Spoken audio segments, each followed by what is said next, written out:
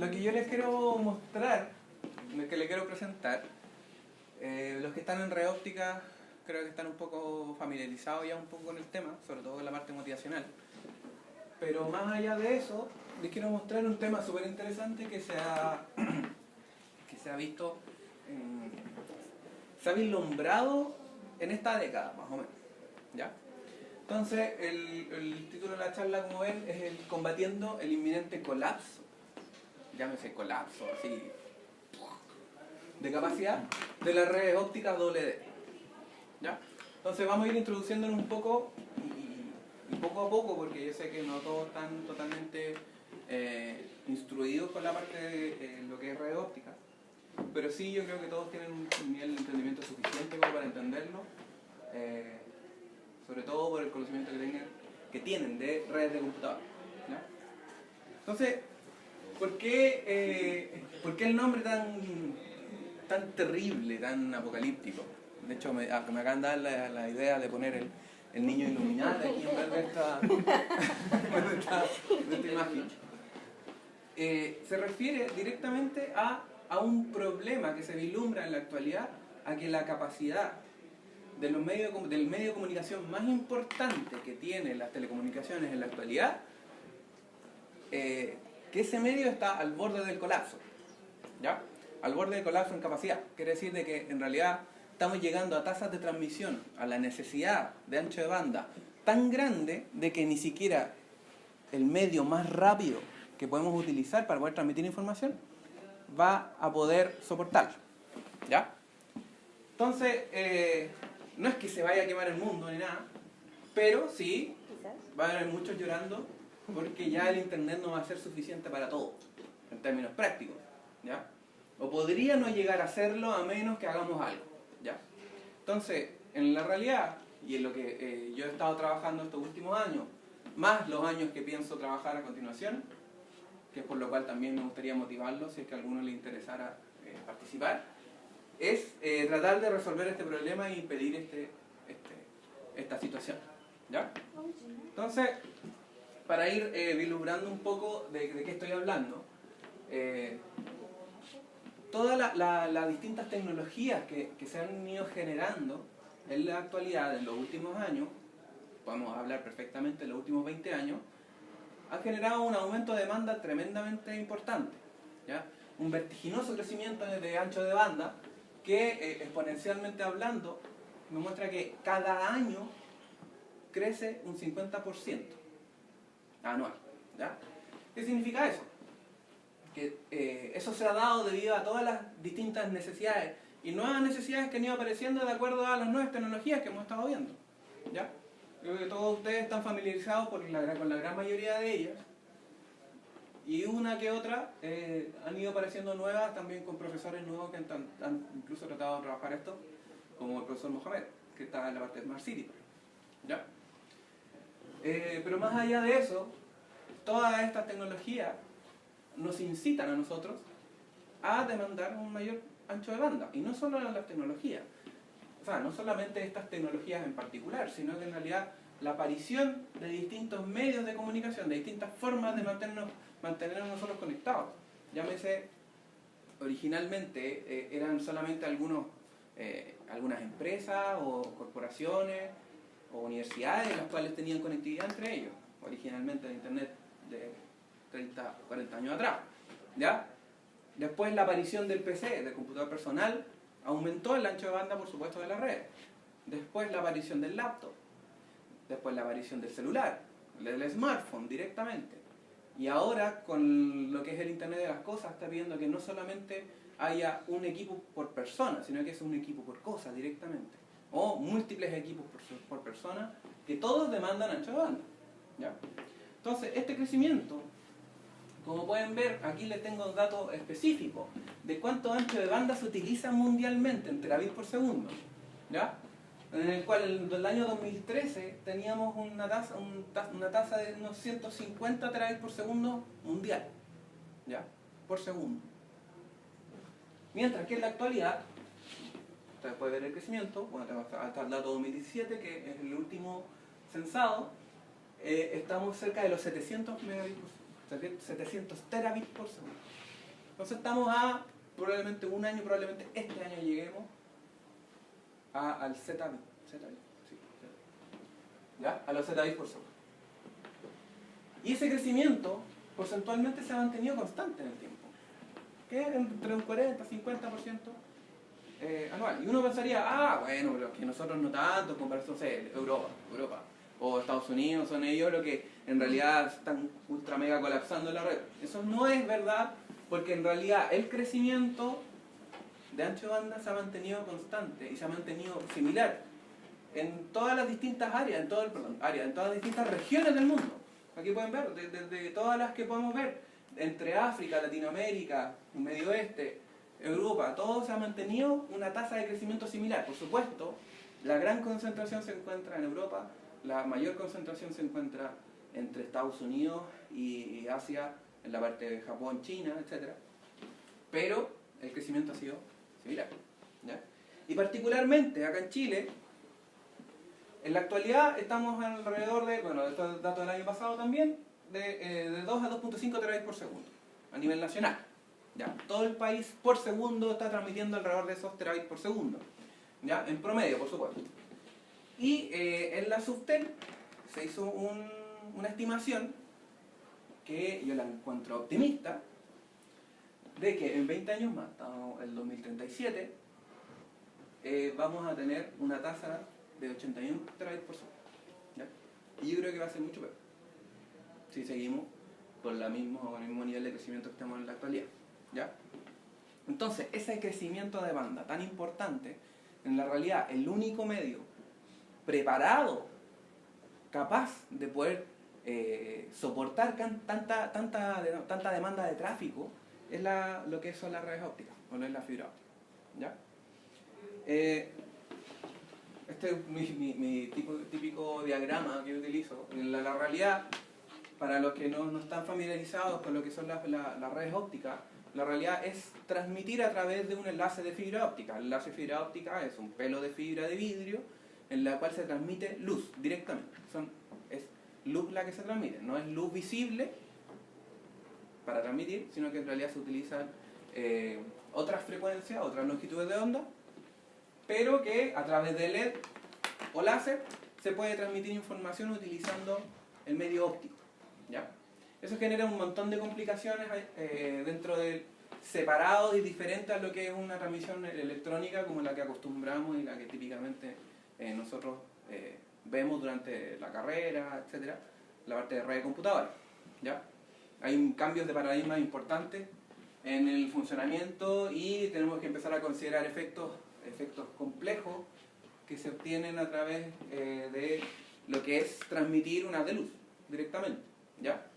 Pero telemáticamente hablando, para nosotros esto funciona.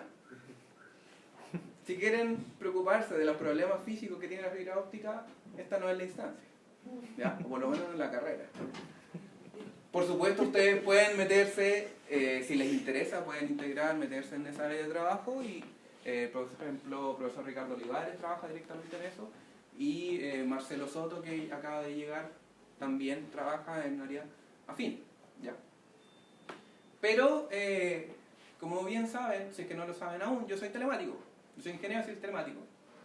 Por lo tanto, yo trabajo a nivel telemático, no me importa el desarrollo y las soluciones de sistemas que utilizan tecnología, pero que confían en que el cablecito, funcione, ¿ya?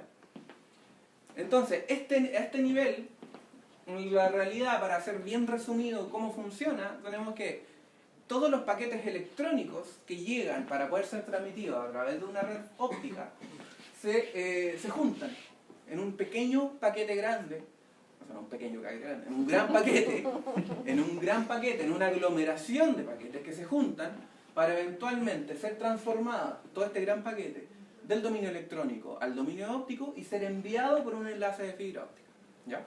La gran diferencia que tenemos en lo que es una red óptica es que el sistema, la red, no puede pensar. ¿Por qué no puede pensar? Y esto es lo importante. Estamos hablando de que tenemos un medio de transmisión que puede transmitir terabits por segundo, incluso más, ¿ya? Mientras que nuestros cerebros en la red son electrónicos. Y electrónicamente no podemos pensar más allá de megabit por segundo. Gigabit por segundo, 1 gigabit por segundo, así como a todo reventar. Overclockeando los equipos, etc. ¿Ya? Pero no podemos pensar más de 1 gigabit. Entonces estamos hablando que nuestro medio de transmisión es 3 veces, al menos, 3 veces más rápido, 3 órdenes de magnitud más rápido que nuestro sistema electrónico que nos permite procesar. Entonces, nuestro cuello de botella no es el medio. Nuestro cuello de botella son nuestros equipos. Es el pensar, el hecho de pensar. Entonces, aquí el cambio de paradigma que se utiliza en lo que es redes ópticas es que la red debe ser lo más estúpida posible, lo más tonta posible. En el sentido de que no debo tomar ninguna decisión durante la transmisión, tal y cual lo hacemos nosotros en redes de computadores, donde se hace todo el protocolo, el TCP, que manda el paquete, que llega al ACK, y que si no lo mando por aquí, actualízame la tabla ARP por acá, y calculo ruta, y toda la lata que se hace en redes de computadores, no es lata, pero es el paradigma de funcionamiento que se da en la red de computadores, que viene desde hace 40 años atrás, donde nuestros equipos eran más rápidos que el medio de transmisión. Entonces, en aquel momento nos teníamos que asegurar que la transmisión debía llegar. No se tenía, porque no me puedo incluir tampoco, no se tenía la capacidad de esperar si es que la transmisión llegaba pensando, por ejemplo, quiero mandar un mensaje de aquí a Estados Unidos, no tenía la oportunidad de poder enviar información hasta Estados Unidos, más de 10.000 kilómetros, por un par de cobres, ¿ya? O por una RJ45, digamos, categoría 1, porque estamos hablando hace 30, 40 años atrás, ¿ya? ¿Cuánto se demorar ese mensaje? Para eso lo mandaba por carta. Entonces, si queríamos que la información llegase, teníamos que asegurarnos de que iba a llegar. Por lo tanto, aparecen todos estos protocolos TCP, en el cual se asegura si va a llegar o no. Tenemos todo el sistema de procesamiento actual que utilizamos en redes de computadores, en el cual prácticamente nos aseguramos de que los paquetes lleguen, ¿ya? Pero eso viene del pensamiento en que el medio era más lento que el procesamiento. Ahora es al revés. El procesamiento es muchísimo más lento que la transmisión. Por lo tanto, aquí yo debo preocuparme de que si voy a transmitir, mande. Todo coordinado, todo decidido, todo estáticamente definido, pero de tal manera que yo mando. Y si se pierde, no importa, mando de nuevo. No se va a demorar nada, no va a haber un problema. Probablemente en el caso de que uno que otro paquete se pierda, ¿ya? Porque lo puedo reenviar, ¿ya? Así funciona la red óptica, y obviamente hay distintas especificidades con respecto a que la computación debe ser directamente siempre óptica, en el sentido de que los switches deben ser ópticos, ¿ya? Porque, lo mismo, si hago que el switch sea electrónico, lo hago pensar. Al hacerlo pensar, se transforma en un cuello de botella, ¿ya? No hay buffers, porque imagínense ustedes, ¿cómo diantres hago un buffer óptico? Estamos pensando, para que lo miren un poco, ¿cómo guardo luz? Así como, quédate ahí un rato, hasta que alguien quiera transmitir. ¿Cómo guardo luz? No se puede. A menos que, por supuesto, lo transforma en dominio electrónico y tenga ahí un clúster de servidores donde pueda guardar la información, porque estamos hablando de que son terabits por segundo, nuevamente. ¿Ya? De hecho, la única forma lógica, comillas, para poder hacer un buffer es tener un cable fibra dando vueltas. Entonces es como tener, date unas vueltas hasta que, no sé, espere un segundo para realmente poder ser transmitido, ¿ya? Tampoco tiene sentido, porque para que aguante un segundo necesito un cable que recorra hasta Arica de vuelta para hacer un delay de un segundo. Entonces, como no hay buffers, ¿ya? En la red. Y distintas otras tecnologías que podrían dar una mejor percepción con respecto a esto, ¿ya? Todavía no llego a lo terrible, pero aún así quería mostrarles algunos ejemplos de lo importante que en realidad es este sistema, porque en sí, independiente de la arquitectura con la cual se esté utilizando, es el principal medio para poder transmitir en las redes del backbone, en las redes del núcleo de nuestra red, en las redes que nos permiten conectar todo nuestro mundo, ¿ya? Entonces, por ejemplo, acá está un mapa interesante donde se pueden ver todas estas líneas, son el cableado de fibra óptica submarino que existe en todo el mundo. ¿Ya? Y ha ido evolucionando, esto es del año 2000. Aquí tenemos el año 2009, donde se ha ido densificando en ciertos lugares. Interesante que ustedes pueden ver es que obviamente la zona donde hay una mayor densidad poblacional es la cual está por supuesto más conectada, ¿ya? Todo lo que es Estados Unidos, cómo llegar a Estados Unidos a través de 1000 formas, al igual que las zonas de Asia y Europa, ¿ya?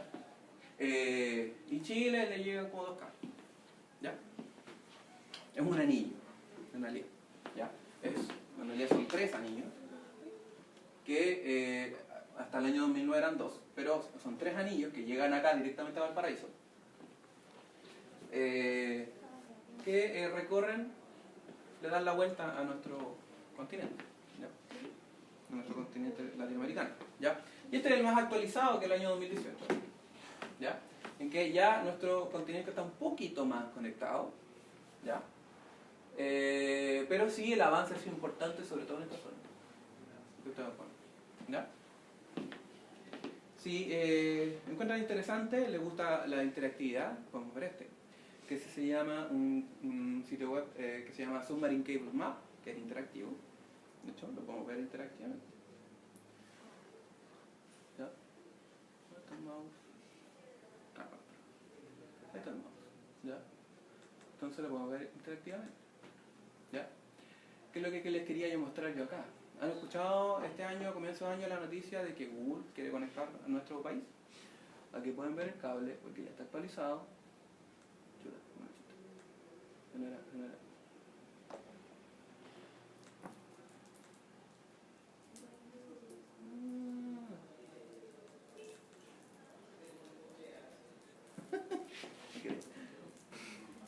Está poseído. ¿Está poseído? Sí, ahí está. ¿Ya? Acá ven, el cable se llama Curie, bello Google, para ser instalado en el año 2019. ¿Ya? Más noticias. No sé si escucharon. Llegada directamente al paraíso. No sé si escucharon. Además de la fibra óptica austral.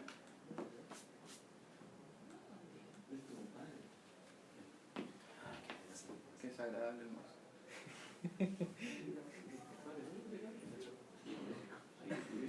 Ya. Ese cable, este de acá, que podemos ver que llega hasta Chiloé, esa es la fibra óptica actual que está instalando Huawei con otra empresa en conjunto, no me acuerdo.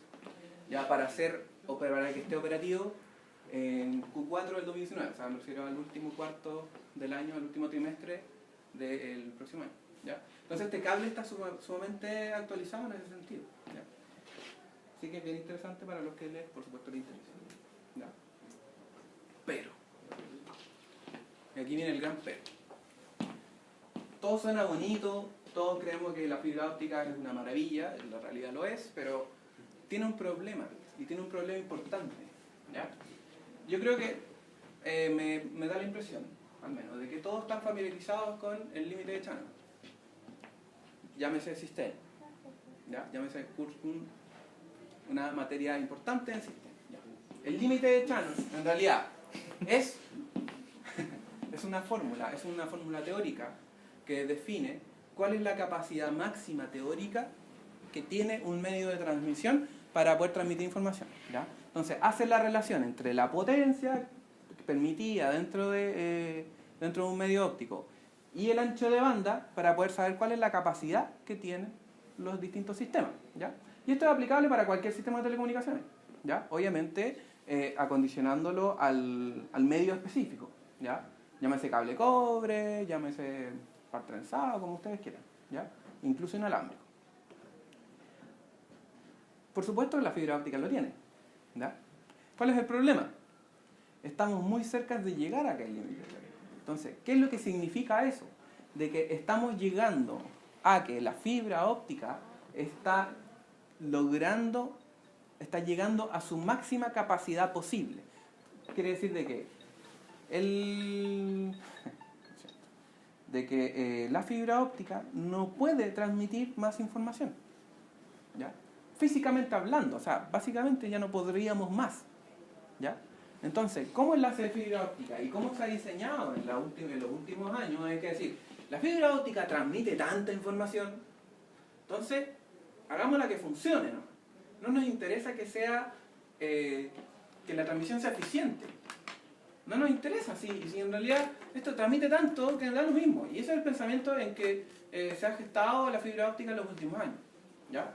De acuerdo a distintas necesidades y a distintas tecnologías ha ido creciendo, ¿ya? Entonces, aquí un ejemplo en cómo la fibra óptica, cómo se ha ido mejorando en el tiempo, ¿ya? Desde los años 80, donde se gestó las distintas tecnologías básicas de la fibra óptica. Eventualmente llegamos a los años 90, en que aparecieron distintas tecnologías que permitieron transmitir mucha más información, que son, por ejemplo, los amplificadores que permiten transmitir a través de una fibra óptica por muchos kilómetros, ¿ya? Originalmente la fibra óptica no lograba transmitir más de 1 kilómetro, pero ahora ya, con estos amplificadores, podemos realmente cubrir grandes distancias. Además de la aparición de la multiplexación por longitud de onda, ¿ya? Que es como funciona en la actualidad. Más allá de eso, distintas otras tecnologías han ido apareciendo en el tiempo, por ejemplo los amplificadores Raman, que acá no están, pero es más o menos en esta zona, ¿ya? Que son amplificadores mucho mejores, ¿ya? Que permiten una mayor transmisión, etc. Y codificación de alta eficiencia espectral, me refiero a los tipos de modulación, los QPSK que ustedes conocen, BPSK, en este caso aquí se puede utilizar hasta 256 QPSK, ¿ya? Por lo tanto se requiere de alta eficiencia espectral, ¿ya? Pero tenemos la línea segmentada que nos dice, más allá de eso no vamos a poder. Y teóricamente no vamos a poder más, ¿ya? Entonces a eso es lo que se llama el capacity crunch, ¿ya? En realidad que estamos llegando a un punto en que la demanda que tenemos no va a poder ser compensada con fibra óptica. Eso hay que solucionar, ¿ya? Entonces, y esto estamos hablando, fíjense, desde el 2010. Entonces, estamos ya en la época en que la fibra óptica ya está medio triangulando, ya así como que no puede más, sinceramente, ¿ya? Entonces hay que empezar a arreglar eso. ¿Cómo? Ya antes lo arreglamos. Hay distintas formas. Hay unas más lógicas que otras, ¿ya? Pero en la lógica estamos pensando, bueno, como estamos llegando a que nuestra fibra óptica no puede más, ¿qué podemos hacer? Multipliquémosla, instalemos más fibra, así da lo mismo, ¿no? Pero ¿cuánta cantidad de dinero se requiere? Estamos hablando de un enlace que son sumamente caros. Estamos hablando de instalar más fibra óptica. Son miles o millones de dólares dependiendo de las distancias que se quieran recorrer. Google no está poniendo algunos dólares. Son unos millones de dólares que permiten... O sea, en ese sentido Google nos tiene fe, ¿ya? Nos tiene fe, ¿ya? Google, Amazon, todas estas noticias que han salido de que nos están tratando, nuestro país está considerado como un importante hub para poder conectar todo lo que es Asia Pacífico, ¿ya? Por eso aquí están estos data centers gigantes que que se han ido instalando estos últimos 2 años, acá de Amazon, si no me equivoco. No, perdón, de Google. Amazon también está llegando acá, etc. ¿Ya? Entonces, bueno, multipliquemos los recursos, digamos, ¿ya? Entonces, dentro de esa área está lo que es incrementar la ancho banda, directamente hablando, incrementar la cantidad de fibra, ¿ya? Pero eso obviamente es ridículo. No es ridículo, pero no es tan conveniente, en cierto modo. Hay que controlarlo, de alguna forma. Hay que buscar un equilibrio, ¿ya? El otro es lo que es la multiplexación espacial. Multiplexación espacial, ustedes todos quizás familiarizados con los distintos tipos de multiplexación que en la actualidad se han empezado a utilizar, que es, por ejemplo, los últimos protocolos de Wi-Fi que utilizan múltiples antenas, ¿ya? Que es tecnología MIM. Eso es multiplexación espacial, ¿ya? No quiere decir de que si tu router tiene 2 antenitas, tiene multiplexación espacial. Eso es mentira, ¿ya? Yo puedo tener un puro circuito con 4 antenas y va a ser igual de ineficiente. No es el tema de la antena, sino que es el circuito de antenas está separado y eso funcionan en paralelo, ¿ya? Esto también se puede implementar en cualquier otro sistema, tanto como en redes ópticas se puede hacer, ¿ya? En el cual de una manera inteligente se puede multiplexar espacialmente. Pero eso implica poner nuevas fibras de cualquier manera, ¿ya? Entonces sigue en la área que yo considero no eficiente, ¿ya? Pero eventualmente eso hay que recorrer sí o sí. El otro es, bueno, si hemos administrado mal, porque siempre se ha considerado de que la fibra óptica tiene una tasa de transmisión demasiado grande, ahora que ya no es tan grande de acuerdo a la necesidad que tenemos que hacerla más eficiente, ¿ya? En lo que es administrar los recursos con eficiencia, ¿ya? Y en ese sentido hay 3 líneas que las cuales se están hablando en la actualidad, dentro de la cual yo he trabajado en una directamente y estoy ingresando a trabajar en la segunda, ¿ya?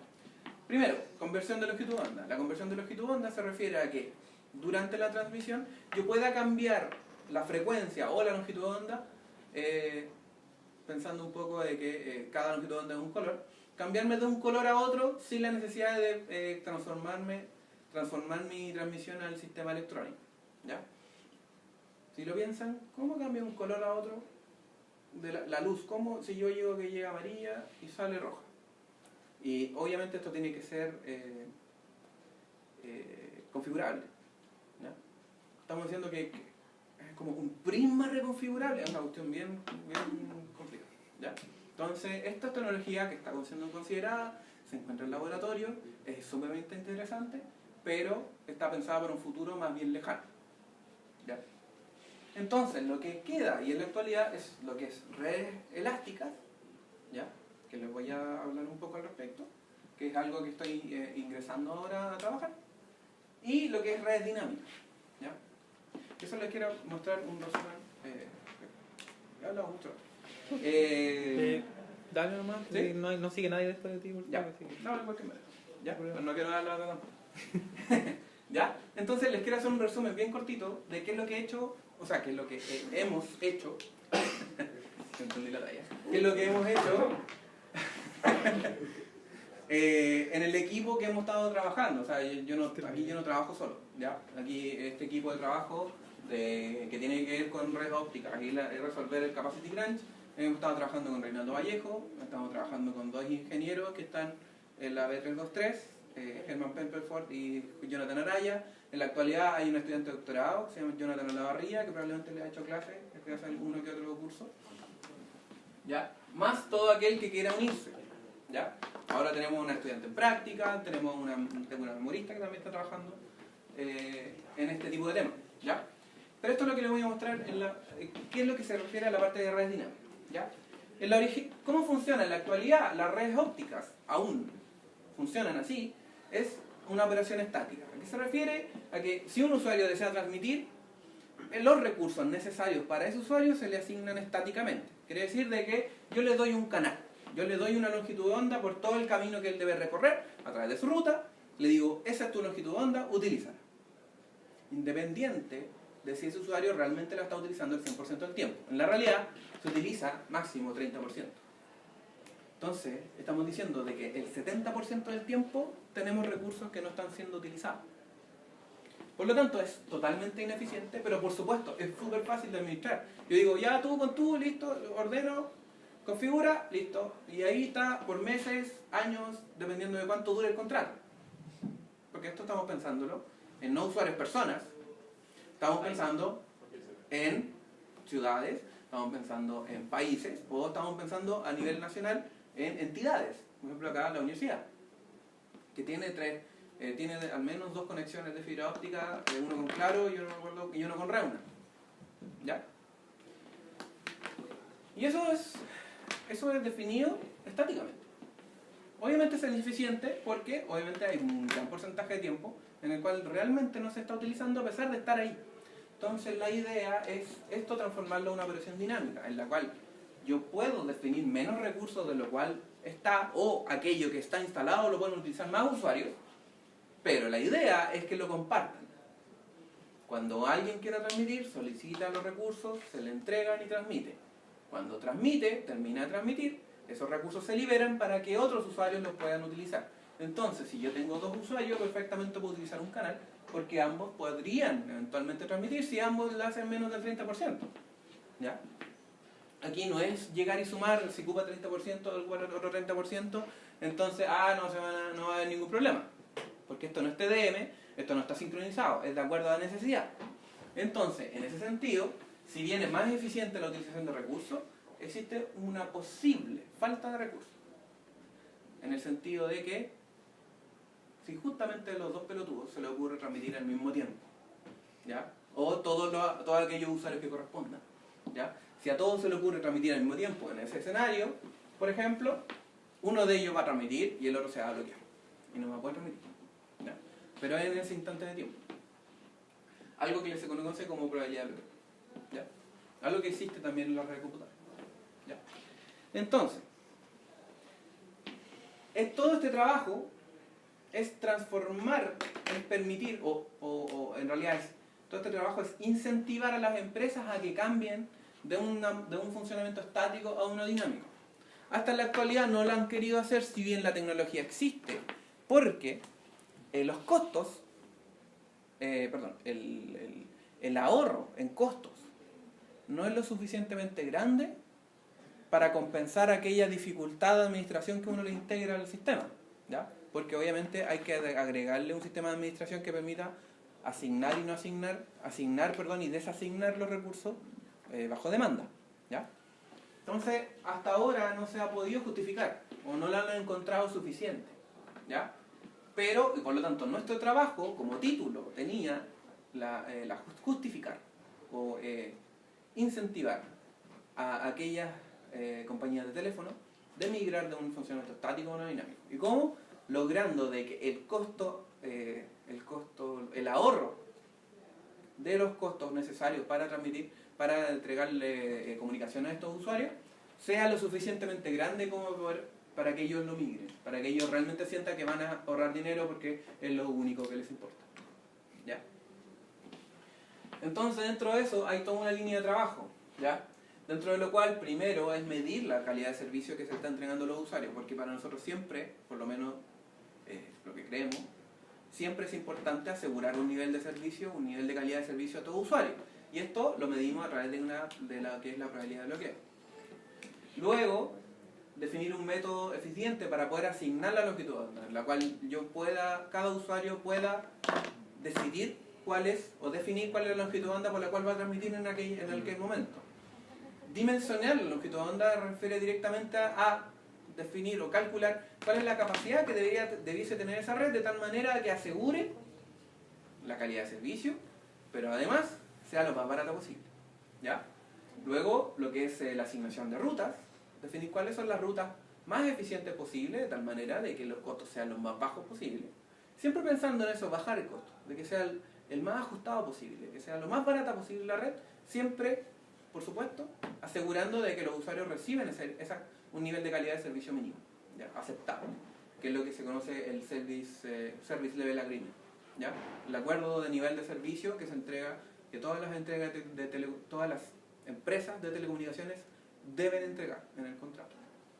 Y por último, asegurar que a pesar de haber fallas, proveer comunicación a sus usuarios, ¿ya? Entonces, primer camino, nosotros resolvimos lo que es la probabilidad de bloqueo, ¿ya? La probabilidad de bloqueo, como les decía, es medir la probabilidad de que cualquier usuario no pueda transmitir debido a falta de recursos, ¿ya?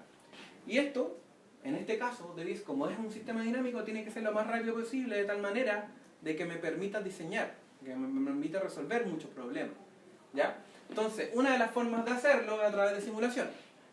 Para los que les gustó el curso de simulación, se puede hacer por simulación. Pero tiene el gran problema de que un simulador toma tiempo. Y en muchos casos yo necesito resolverlo muy rápido. Necesito tener una respuesta inmediata. Porque mientras más tiempo demoro habiendo algún problema, más terabits por segundo se están perdiendo, dada la cantidad de tráfico que se transmite, ¿ya? O, en otro caso, si yo quiero diseñar problemas complejos que requieren la medición de la probabilidad de bloqueo, se requiere resolver este problema muchas veces, de tal manera de recorrer distintos escenarios y saber cuál es el mejor.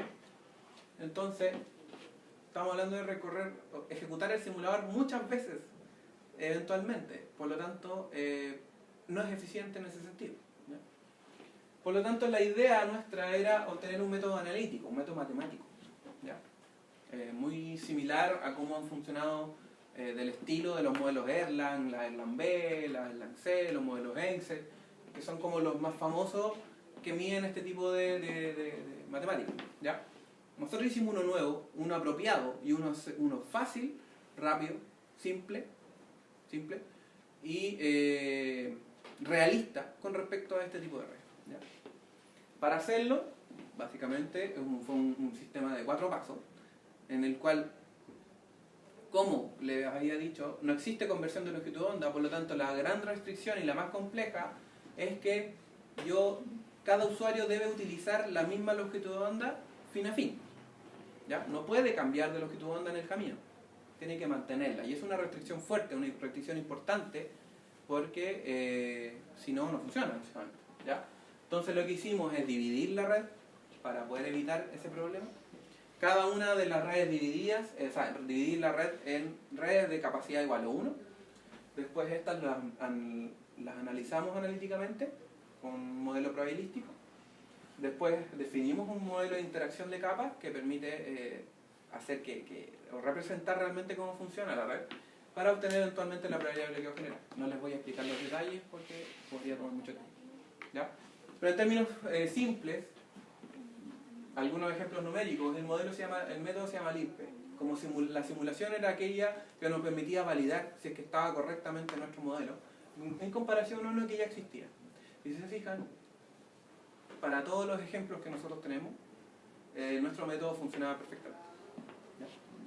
Y esto fue comparado con una simulación, con que tenía un warm-up time, con 95% de intervalo de confianza, 5% relativo, etcétera, etcétera. Todo lo formal y necesario, ¿ya? Entonces eso fue lo primero que nos permitió resolver todos los problemas siguientes, ¿ya? Que era lo que les decía, la asignación de longitud de onda, básicamente, qué color va a utilizar qué usuario, ¿ya? El dimensionamiento se refiere a cuál es la capacidad que tiene que tener cada uno de los enlaces. Y este problema se llama en conjunto problema de asignación y dimensionamiento de longitud de onda, del WAD, ¿ya? Para esto nosotros definimos un método que se llama THD, que son las entradas, que son la red, la carga de tráfico, la ruta precalculada, y define cuántas longitud de onda, cuál es la capacidad que tiene que tener la red, y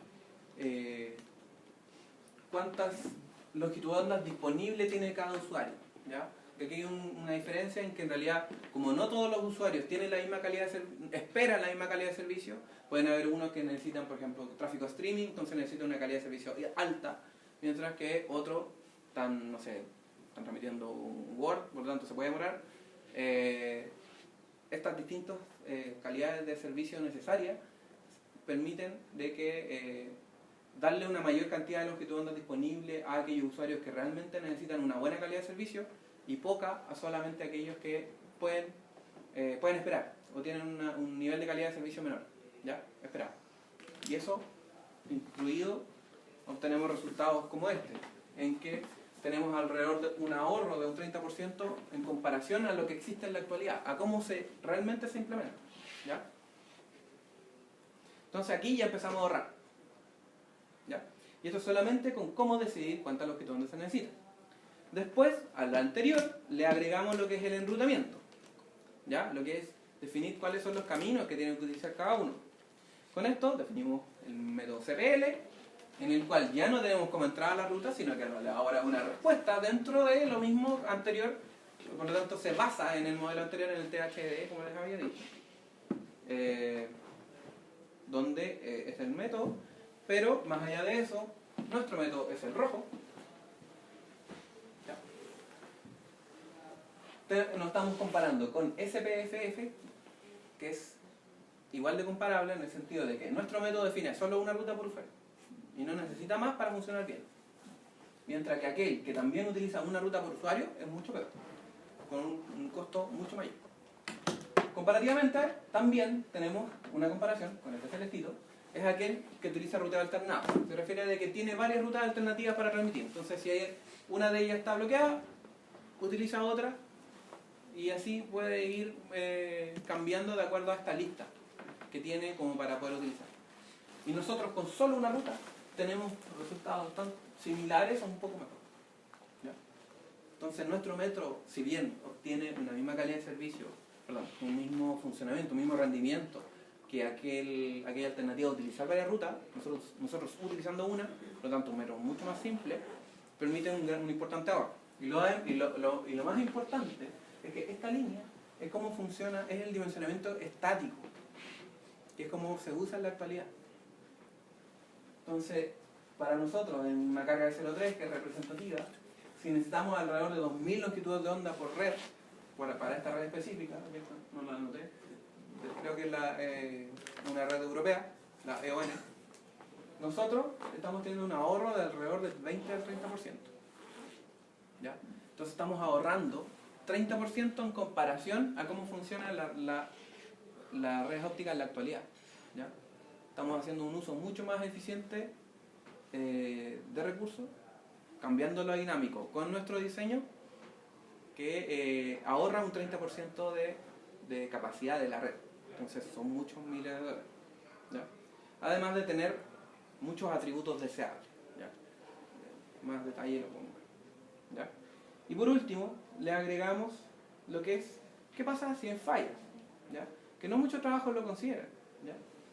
¿Por qué son importantes las fallas? En ese sentido tenemos que una medición, en un artículo que encuentran acá, existen el tiempo medio entre fallas del enlace es de 367 años por kilómetro. ¿Alguien entendió eso, amigo? No entiendo. ¿Ya? Una traducción es que en la realidad existe un corte cada 5 días en una red como la NSFNet, que es la red que conecta todo Estados Unidos, ¿ya? El de la National Science Foundation, que es una red de 26.000 kilómetros, ¿ya? Un corte cada 5 días. Y, inclusive, la probabilidad de que dos enlaces simultáneamente fallen, se midió de que existen 24 horas al año en que hay en una red 2 enlaces fallidos al mismo tiempo. Por lo tanto, también es importante de considerar en el momento de diseñar. Y además, otros escenarios especiales.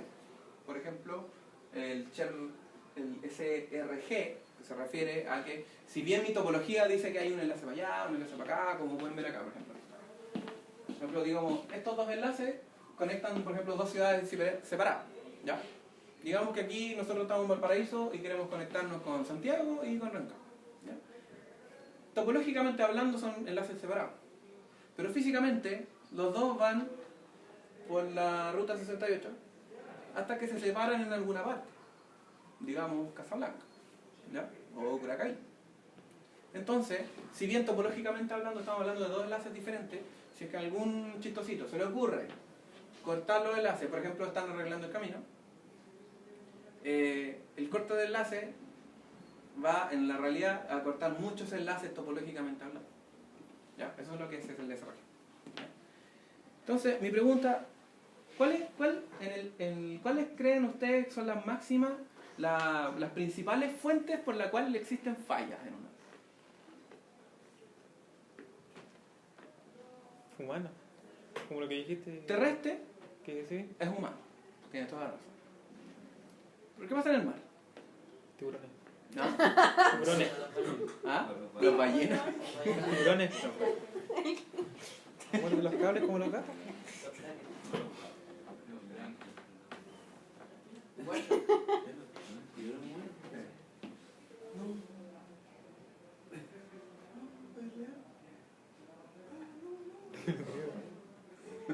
¿Tuviste esto? No me acuerdo. Igual, ¿por qué hace eso? Es un gato. Como dirían los argentinos, qué hijo de... los tiburones y los humanos. ¿Ya? En realidad los tiburones no están en todo el mar, no están en todo el océano, están en la zona más cálida, pero son una de las principales fuentes de corte que hay. ¿Ya? Muy desgraciado. Imagínense lo complicado que es arreglar un cable submarino. Estaba hablando de cables que están a 100 miles, pero 100 metros, 200 metros, 1000, quizás 1 kilómetro de profundidad bajo el mar, y eventualmente a un chistosito ahí le da hambre, o no sé, de pesado, lo corta. ¿Ya? Otra forma es que son las anclas de los barcos.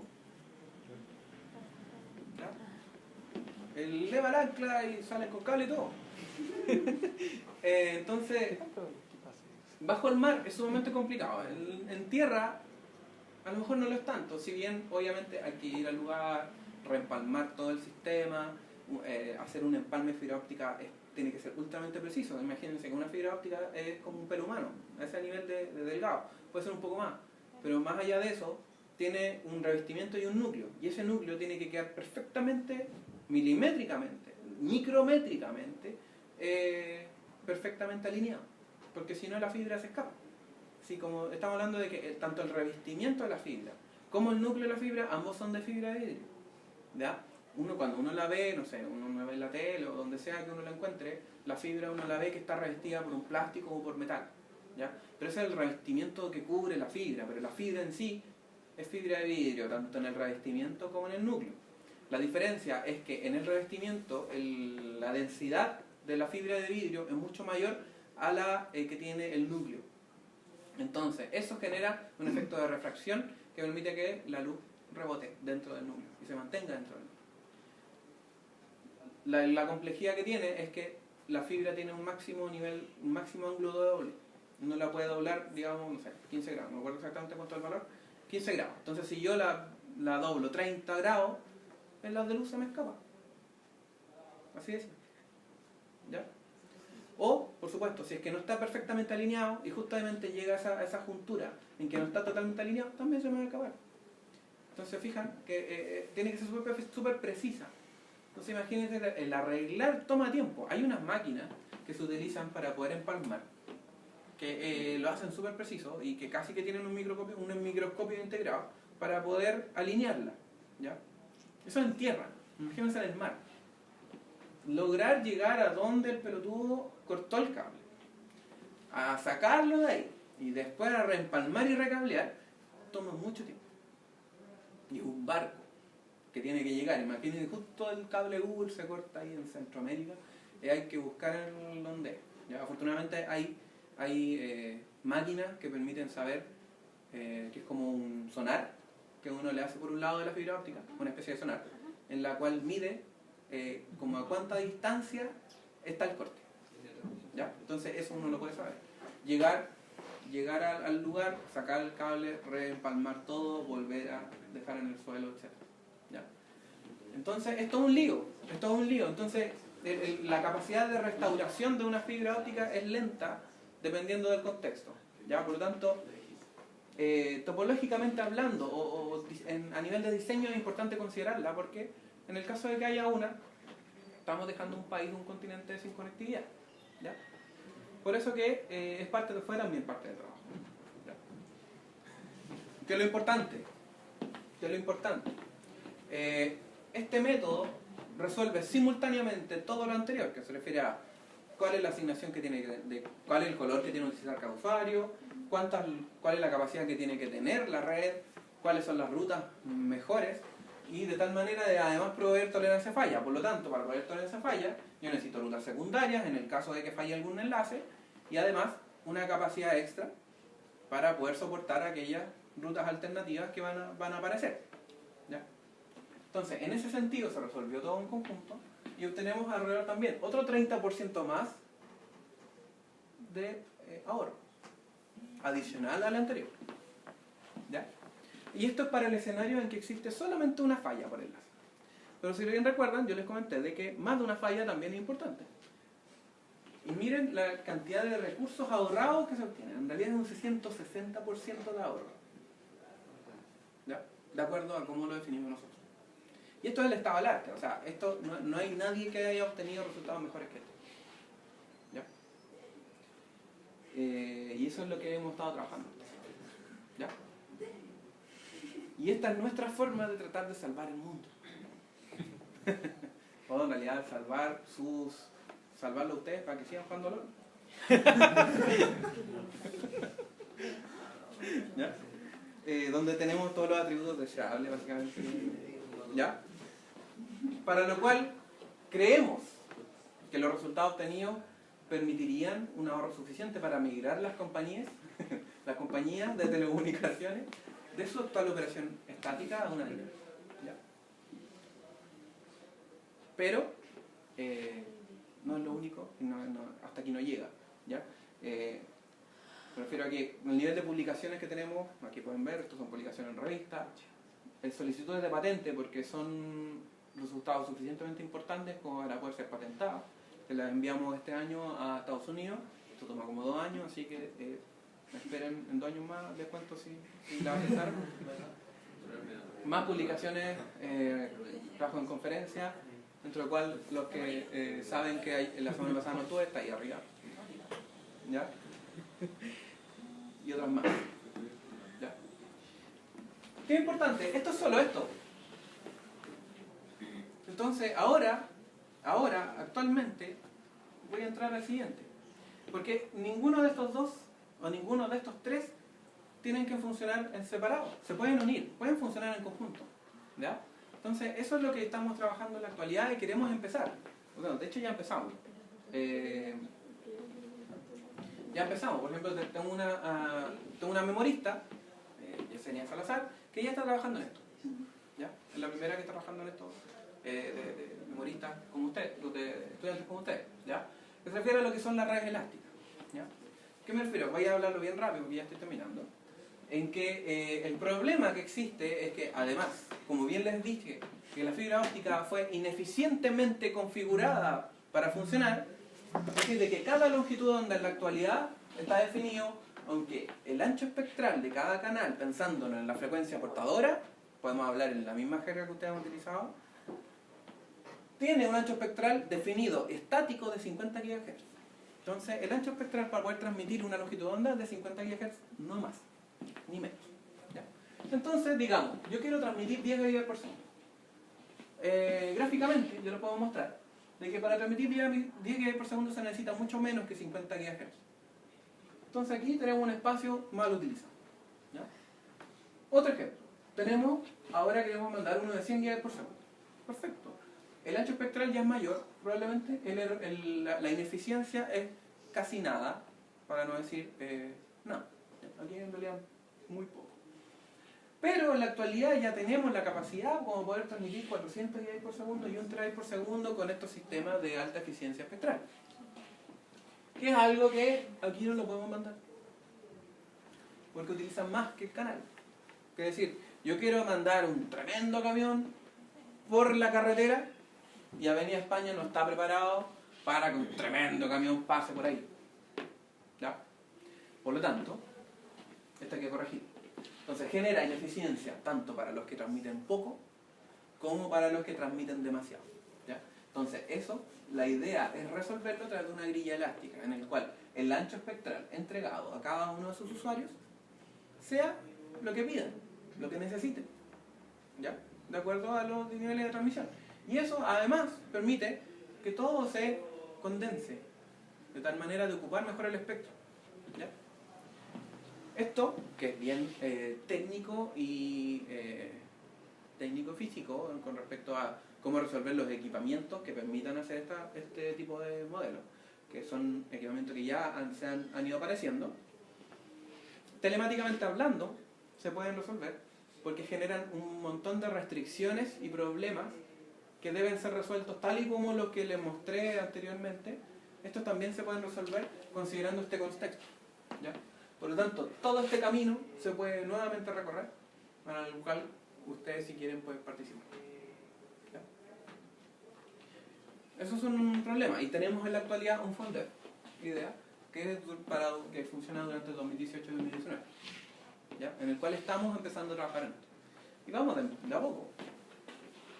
Estamos trabajando acá con nuestro estudio de doctorado y Yesenia está trabajando aquí. ¿Ya? Pero además existe lo que es la multiplexación espacial. ¿Recuerdan? Se refería a que utilizar más de una antena, utilizar más de un medio para transmitir. Pero no es como tener múltiples fibras, sino que en la realidad SDM se considera en que yo tengo un enlace de fibra y ese enlace de fibra en la realidad tiene múltiples núcleos. ¿Ya? Entonces no es que tenga muchos muchas fibras ópticas instaladas, sino que en realidad es solo una, pero esa una transmite muchos, espacialmente hablando, transmite muchos hados de luz separados. ¿Ya? Esto no es lo mismo que utilizar múltiples fibras, porque en una sola fibra, esto si bien se puede, las separa, aún así genera problemas físicos, ¿ya?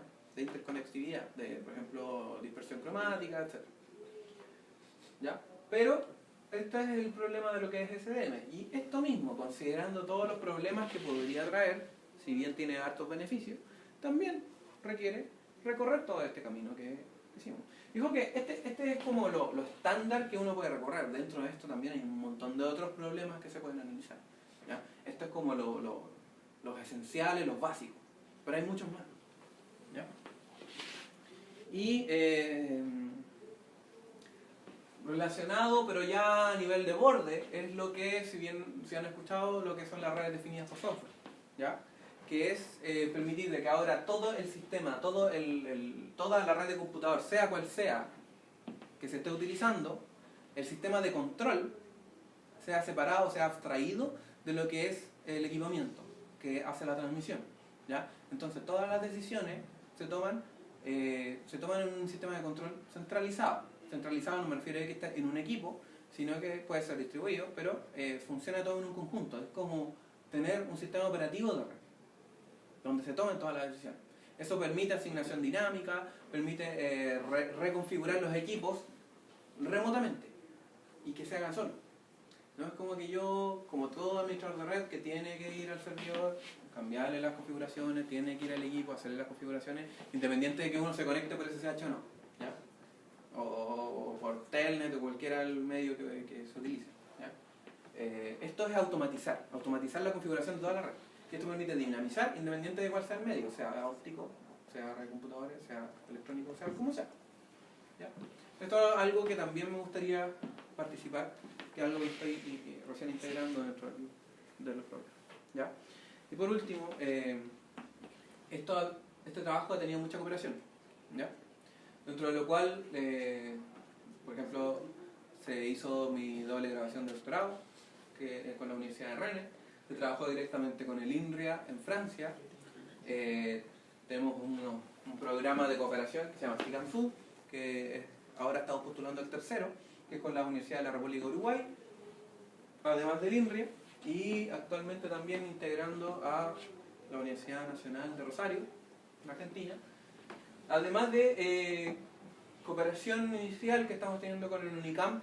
El UNICAMP creo que es la mejor universidad de Latinoamérica en ingeniería, que está en Brasil, Campinas, que piensa que con quien también queremos trabajar un poco al respecto, ¿ya? Además de ustedes, ¿ya?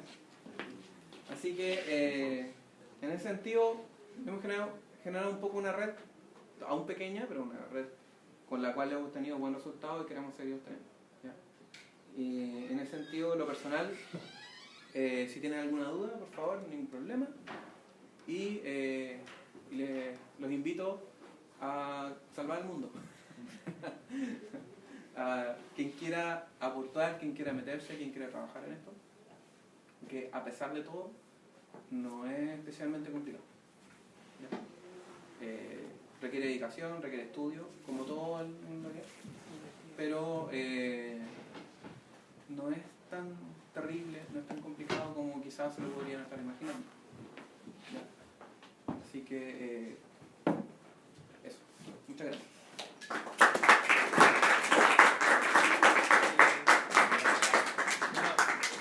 No sé si esto es algo más básico de conocimiento, pero si se sobrepasa el límite, eso de la capacidad que puede transmitir la fibra óptica, eso hace que se pierda información, o sea, igual se puede seguir utilizando. Piensa en que te vas a ver estancado eventualmente. No sé cuánto internet tienes en tu casa, cuántos megabits por segundo tienen acá en la universidad o en tu casa. No sé, tendrá, digamos, no sé, BTR tiene 100 ahora, están en 100, 200, dependiendo del plan, ¿ya? Tú tú vas a tener 100 megas por segundo. Y eso no va a incrementar nunca más. A menos de que se haga algo. ¿Ya? Ese es el límite, ese es el problema. En que todos nos vamos a ver estancados a una velocidad máxima a la cual no vamos a poder transmitir más. A menos que se solucione, por supuesto. ¿Ya? Entonces, en ese sentido es que obligamos a las empresas se ven obligadas a instalar mucha más infraestructura, que instalar más fibra, pero que es ineficiente en el sentido de que es mucha inversión. Por lo tanto, es probable que si esto no se soluciona correctamente, van a empezar a instalar más fibra óptica, sí, pero nuestros planes van a aumentar en precio. Además de vernos estancados en el hecho de que no vamos a poder transmitir más de 100 Mbps por segundo por usuario, en todo caso. Esas son las implicancias que podemos tener nosotros directas. En que vamos a llegar a los 100 Mbps por segundo a pesar de que la tecnología a lo mejor nos requiere y que si queremos jugar, no sé cuál juega en Fortnite, no sé, que sea online, cualquiera de estos, el HOTS también, cualquiera de estos que requiere una buena conectividad, se va a ver saturado, van a empezar a tener mucho más lag, mucha más latencia, porque la red va a estar saturada. Muchos usuarios, mucha demanda de tráfico, pero la red no puede más. Entonces esto hay que arreglarlo. Y esto es una forma. En el medio inalámbrico ocurre exactamente lo mismo, que también se está trabajando. Eso viene a 5G. Y así en adelante. ¿Alguna duda más? ¿Comentario? De curioso, sí. O sea, bueno, el estado del arte que tienen ahora con la publicación, con todo el trabajo que han hecho, implica que, y supongo que también con las patentes que están por sacar, ¿cuál es el siguiente paso en caso de que las aprueben? Porque supongo que su modelo implica que hay que hacer modificaciones, eso está como bajo algún estándar, como que no sé, el AAA saca algo después. Claro, eventualmente, digamos, pensando en el mundo ideal, de que todo esto vaya a buen puerto finalmente, porque muchas veces no necesariamente lo es así. Implica que primero con las patentes las empresas deberían licenciarlas. ¿Ya? Con ese licenciamiento eventualmente o que las empresas propietariamente lo implementen o que eventualmente la IETF, por ejemplo, integre estos sistemas como estándar, ¿ya? Este sistema de transmisión. ¿Ya? Es lo mismo que pensando, por ejemplo, no sé, pues tienen el protocolo de SPF, que es un protocolo estándar que se utiliza para poder hacer la asignación de ruta en redes de computadores. Eso eventualmente salió directamente de la idea de Dijkstra. Entonces a alguien se le ocurrió utilizar Dijkstra de acuerdo al ancho de banda que tiene cada uno de los enlaces, con eso calcula la ruta, se protocoliza y a través de la IETF se pasa, o de la IEEE, se pasa a un estándar. Esto tendría que seguir el mismo camino dependiendo de cuál sea el más apropiado, porque puede ser que una empresa lo licencie y se lo quiere quedar para ellos. Claro. No es lo ideal, pero no es que no afecte, no es como que no encuentre malo, porque estarían comprando. Entonces eventualmente llega algo. Pero también a nivel de estándar, también se puede, son los distintos caminos que eventualmente tienen que tener las empresas grandes. Por ejemplo, acá en Chile no sirve para nada. En términos prácticos me refiero a que si BTR no lo va a implementar, porque y aquí no es que, claro, en el sentido de que las empresas que hacen el hardware, las empresas que diseñan las redes, son las que tienen que considerarlo. Aquí en Chile no hay nadie que lo diseñe. Aquí llegan e instalan, es lo único que se hace, no hay diseño. ¿Ya? Aquí es todo un sistema de instalación. Las órdenes vienen de, no sé, Movistar vienen de España, BTR no sé de dónde, pero eventualmente aquí es todo un proceso de instalación nada más. ¿Ya? Por lo tanto tienen que ser las grandes empresas las que integren dentro de sus protocolos, integren dentro de sus metodologías de resolución esto. ¿Ya? A través de la patente o a través del medio. Esto de la patente es algo nuevo, lo estamos recién recorriendo, entonces otra alternativa era solo publicar y a ver si el mundo le interesa. El tema de la patente es pensando ya un poco a nivel más comercial, ¿no? Pero como te digo, por eso que se hicieron en Estados Unidos, porque aquí la podemos patentar en Chile. Entonces saben que el tema de patentamiento, uno patenta en el país. Entonces uno asegura el producto en el país. Entonces si uno va a patentar algo acá en Chile, en Estados Unidos le importa un carajo. porque tú lo patentaste en Chile. Entonces, si quieres patentarlo a nivel mundial, tienes que patentarlo en todos los países. Es así de ridículo y comercial, ¿ya?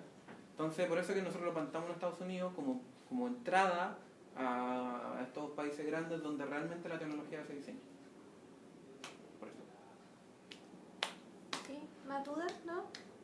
Te queríamos dar las gracias por tu disposición. Ujú. Sí, fue una charla muy interactiva, divertida, con tiburones. Y sí, que cualquier cosa que los chiquillos se acerquen y que inviten a los chiquillos que vengan a las próximas charlas porque también van a estar súper interesantes. Sí. Sí, un aplauso.